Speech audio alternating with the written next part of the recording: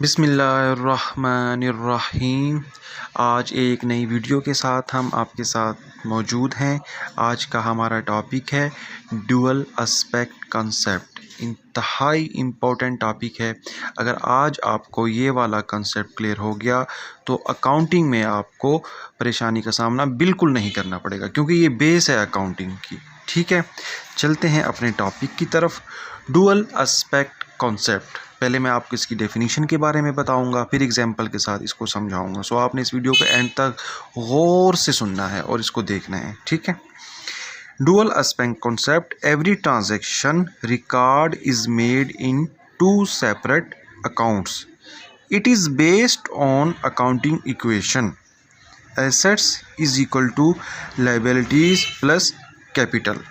ठीक है, dual aspect concept हमें ये बताता है कि हर चीज़ के दो पहलू होते हैं। ड्यूअल एस्पेक्ट से मुराद दोहरा पहलू। हर चीज़ के दो पहलू होते हैं। ठीक है, ये कहता है कि हर ट्रांजैक्शन के ना दो एस्पेक्ट होते हैं। मसलन हमने पेन ख़रीदा, पेन के अगेंस्ट हमने कैश दिया। ठीक है, पेन ख़रीदा, एक इफ़ेक्ट, पेन हमारे पास आया। कैश दिया, उसके अगेंस्ट कैश गया, दूसरा इफ़ेक्ट हो गया। ठीक है, दो इफ़ेक्ट हो गए। इसी तरह हमने अपने ऑफिस के लिए स्टेशनरी परचेज़ की, स्टेशनरी हमारे पास आई, स्टेशनरी के अगेंस्ट हमने कैश दिया, कैश हमसे गया, दो इफ़ेक्ट हो गए। ठीक है, इसी तरह हमने कोई गुड्स परचेज़ की, गुड्स हमारे पास आई, उसके अगेंस्ट हमने कैश दिया, कैश हमसे गया, डुअल एस्पेक्ट हो गया।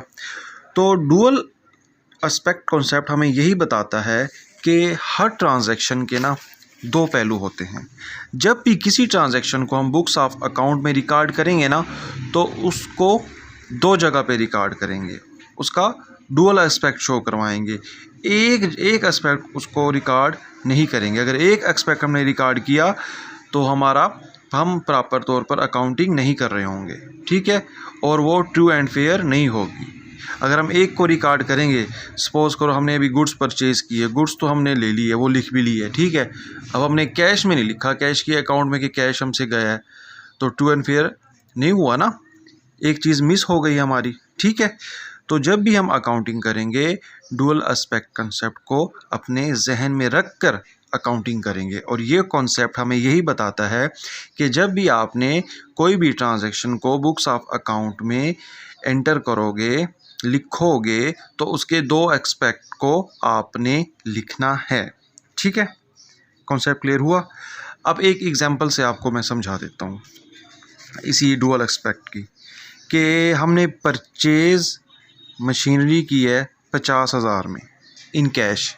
ठीक है, अब इसमें क्या होगा, मशीनरी हमारे पास आई, ठीक है, एसेट हमारे पास आ गया। ठीक है, एसेट बिजनेस के पास आ गया, उसके अगेंस्ट क्या हुआ, उसके अगेंस्ट कैश गया, बिल्कुल कैश गया। क्यों? क्योंकि कैश में हमने मशीनरी परचेज़ की है। तो क्या होगा, मशीनरी डेबिट होगी। ठीक है, एसेट आया, और कैश क्रेडिट होगा। क्यों? कैश मशीनरी के अगेंस्ट गया। ठीक है, मशीनरी हमारी एसेट हो गई। ठीक है, अब हमने मशीनरी तो परचेज़ कर ली है, ये हमारी एसेट होगी, तो उसको कुछ पे भी तो करनी है, वो लायबिलिटीज़ हो गई ना, वो कैश हमने जो पे किया। तो machinery asset is equal to liabilities plus capital. तो ये अकाउंटिंग इक्वेशन भी की बेस मैंने आपको साथ के साथ इसी एग्जांपल से समझा दी है। ठीक है, कि मशीन को तो हम डेबिट कर देंगे 50,000 से, और कैश को हम क्रेडिट कर देंगे 50,000 से। ठीक है, एसेट्स हमारा मशीन है 50,000, और लायबिलिटीज़ हमारी कैश है वो भी 50,000। तो अकाउंटिंग इक्वेशन हमें यही कहती है कि एसेट्स इक्वल हो लायबिलिटीज़ प्लस कैपिटल के। ठीक है, ये कॉन्सेप्ट भी क्लियर हो गया साथ के साथ। अब मैं दोबारा फिर से आपको बताता हूँ कि डुअल एस्पेक्ट हमें ये बताता है कि हर चीज़ के दो पहलू होते हैं।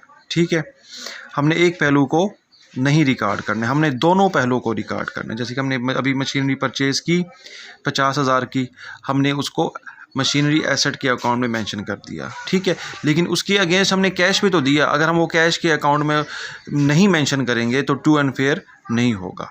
ठीक है, बस यही कॉन्सेप्ट आपने याद रखना है कि हर चीज़ के दो इफ़ेक्ट होने हैं। ठीक है, मेरी वीडियो पसंद आई हो तो इसको लाइक और सब्सक्राइब करना मत भूलें।